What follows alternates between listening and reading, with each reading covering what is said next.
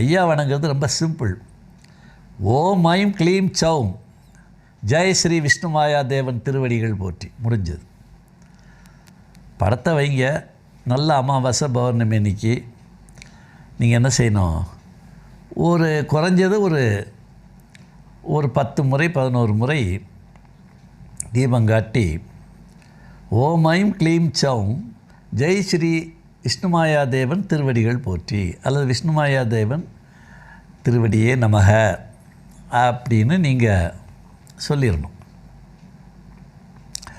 சொல்லி வணங்கினீங்கன்னா 21 நாளைக்குள்ள உங்கள் பிரச்சனையை அவர் மிக எளிமையாக தீர்த்து வைப்பார். அது அவர் சக்தி. பார்க்க பயமாக இருக்கும். எருமகடாவில் உட்காந்துருப்பார். அந்த எருமகடாவோட கண்ணை பார்த்தாலே சும்மா கிளிட்டர் ஆகும். அதெல்லாம் பயப்படலாம் வேண்டியில்லை. அது